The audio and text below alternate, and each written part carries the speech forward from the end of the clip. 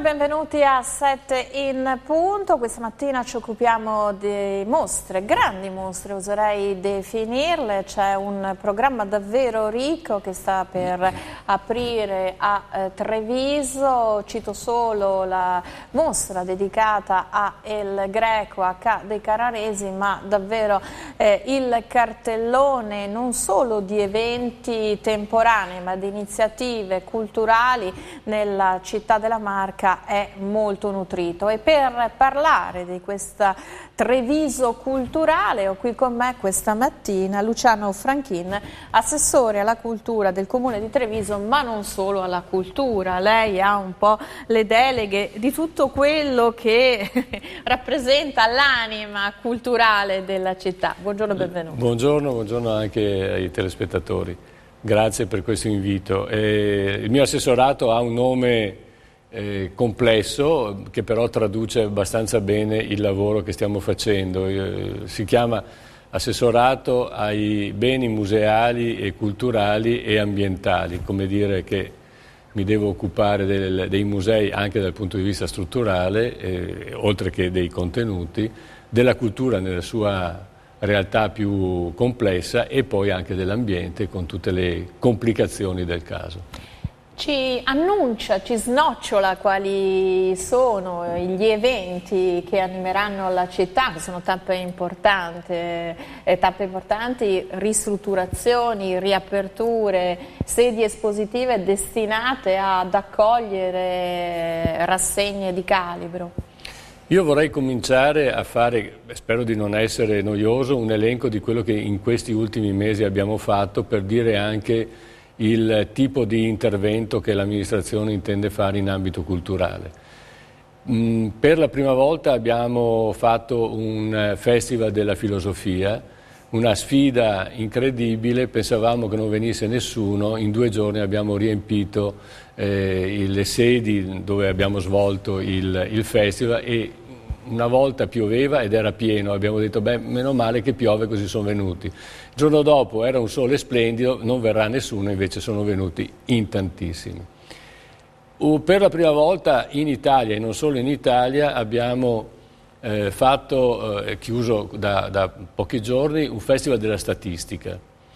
Abbiamo occupato la città per una settimana con una tematica apparentemente arida e molto strana, ma che ha coinvolto la città perché statistica vuol dire entrare nella vita quotidiana di tutti noi, ci è stato spiegato come ed è stato veramente... Abbiamo fatto un piccolo villaggio statistico tra un paio di piazze della città. E Treviso in questa indagine statistica come ne è uscita? Ma Treviso si colloca statisticamente ai primi posti, per esempio, per quanto riguarda la raccolta differenziata. Siamo balzati da zero siamo a un livello di 87% di raccolta differenziata a un anno dalla partenza della raccolta porta a porta. È un dato statistico molto importante, molto interessante, che indica anche la disponibilità dei trevigiani ad essere partecipi di uno sviluppo civile della loro città. Ecco, poi abbiamo avuto altri festival importanti, Sole e Luna, un festival internazionale di documentari. Adesso parte proprio in questi giorni, la settimana prossima, Carta Carbone, anche questo è un festival legato all'autobiografia, alla letteratura autobiografica, e si è appena concluso da qualche giorno un altro grande percorso ormai tradizionale che è il Treviso Comic Book Festival. Ecco, vorrei sottolineare il carattere internazionale di questi 3 momenti che abbiamo fin qui.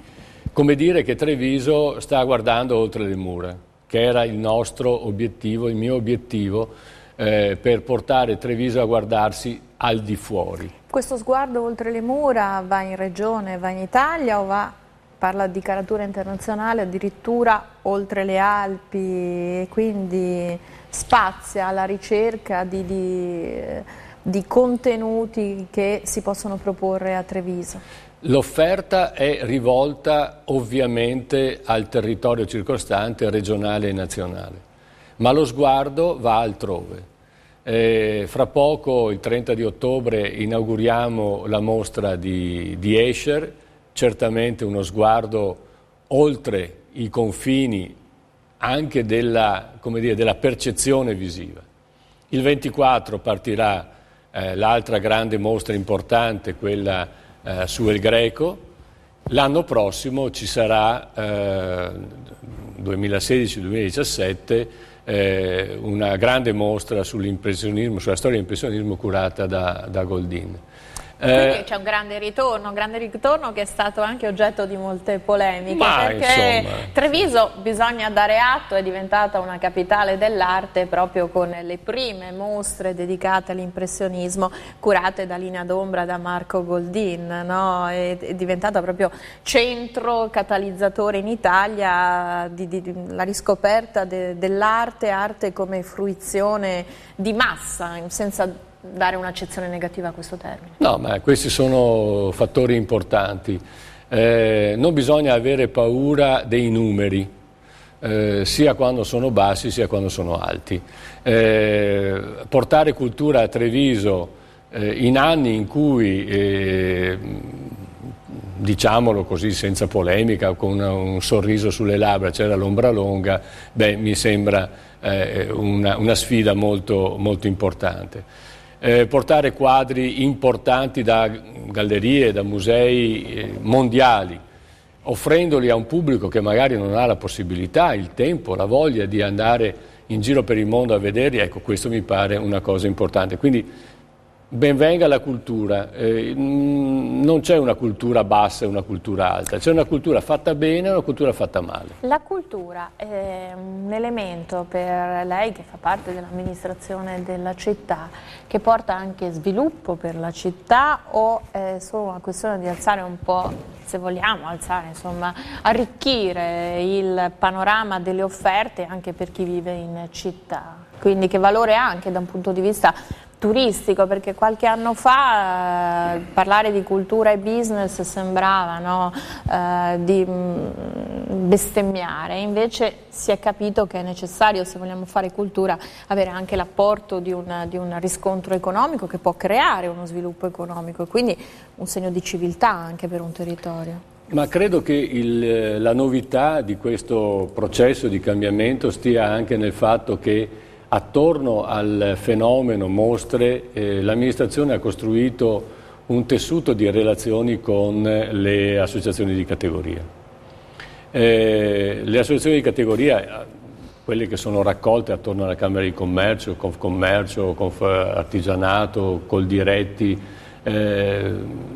sono diventate disponibili a capire che non si tratta solo di portare gente perché comprino una maglietta in più. C'è tutto un sistema di lavoro che può mettersi in moto e che si mette in moto in occasione delle mostre. Quindi vi è la consapevolezza molto chiara che la cultura, se ben condotta e fatta a livello territoriale come un processo che coinvolge, come dicevo prima, i cittadini e le associazioni di categoria, è un fattore di grande spinta della società. Però insomma è importante che ci sia anche un atteggiamento di crescita intellettuale che poi trascina tutto il resto. O forse anche di risveglio, perché... Ma insomma i trevigiani sono sempre stati svegli, quindi non è No, risveglio culturale. Ah beh sì, insomma... Che magari hanno più crescita e sì. Magari sottolineare e evidenziare che ci sono altri modi per passare il tempo. Se io le dico Bailo e Santa Caterina? Dice le due cose più importanti che noi a livello museale abbiamo in città. Abbiamo chiuso praticamente i lavori di risistemazione di Santa Caterina, che aveva bisogno di una manutenzione abbastanza importante anche a livello strutturale e che adesso è pronta ad ospitare per esempio la mostra di Escher e altre mostre temporanee. È un livello molto elevato e di grande qualità anche dal punto di vista architettonico. Anche la scelta di Escher non è una scelta facile, è una scelta impegnativa. È una scelta impegnativa, voluta con una certa insistenza, insomma, dall'amministrazione, per dare anche un segno di cesura rispetto ad alcuni eventi del passato. Il Bailo come dire, è qualcosa di straordinario. Io ne parlo con grande vicinanza. La storia del Bailo è una storia molto complessa, è stato chiuso nel 2003 per notevoli problemi strutturali. L'amministrazione precedente, che va ringraziata, ha portato a casa un finanziamento di quasi 5 milioni di euro dall'Europa tramite la Regione, è stato ristrutturato in modo splendido il museo da un architetto austriaco, Hans Tesar, che ha fatto un lavoro di grande bellezza architettonica ed è stata sistemata con grande intelligenza dai nostri uffici, dal nostro direttore, dal nostro conservatore, che ringrazio, tutta la collezione 800-900 che era depositata, esposta a Santa Caterina e che quindi da Santa Caterina è stata traslata, è stata trasferita al Bailo e diventa il grande contenitore della cultura contemporanea, diciamo così, non solo cittadina ma anche a livello europeo. Siete invitati tutti il 29 di ottobre alle 5:30, inauguriamo il Bailo. Avete pensato a dei percorsi?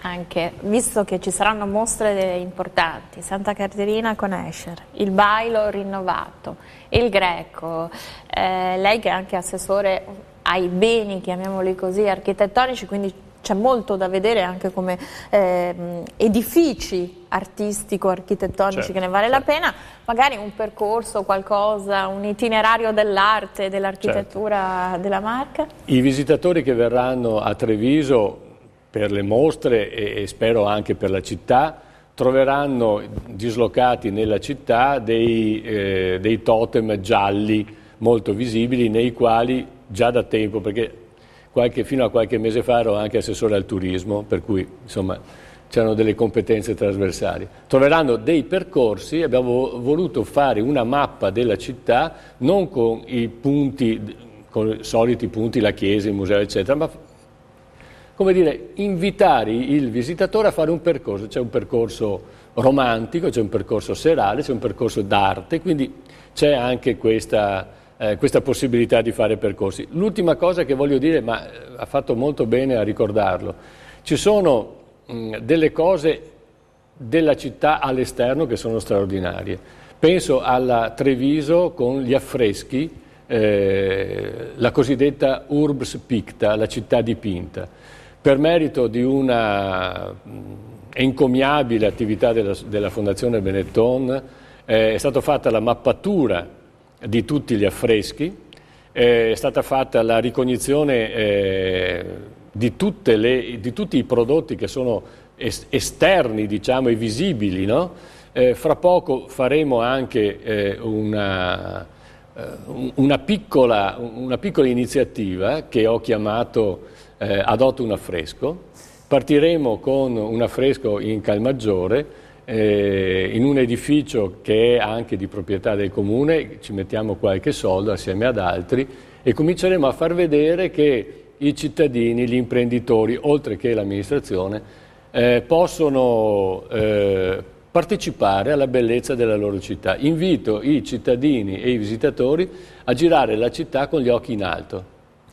Io voglio concludere con una domanda. Lei parla di mecenatismo diffuso e bisogna riconoscere alla Fondazione Cassamarca un impegno in molti anni in questo senso. Ci sono stati degli attriti, insomma, polemiche a non finire. Qual è la relazione in questo momento dell'amministrazione comunale di Treviso con la Fondazione Cassamarca? La relazione è una relazione, come dire, in progress.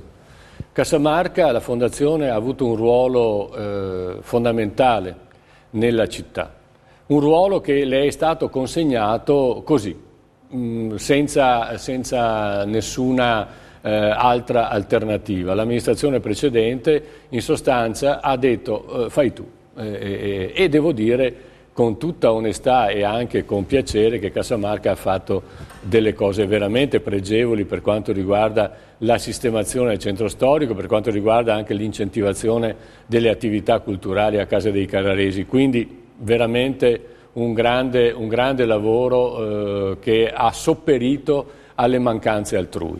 Ecco. Quindi continua? Ma adesso i rapporti continuano, magari continuano in modo più intenso, non con tutta la fondazione, ma con una società strumentale che è la Teatri Umanesimo Latino SPA, con la quale le relazioni saranno sempre più strette, sempre più interessanti. Quindi avremo delle sorprese? Ci saranno delle sorprese. Io ringrazio l'assessore Luciano Franchino, assessore alla cultura del Comune di Treviso. Subito dopo la pubblicità entriamo nel vivo di queste grandi mostre con il curatore della rassegna dedicata a El Greco. A tra pochissimo, grazie.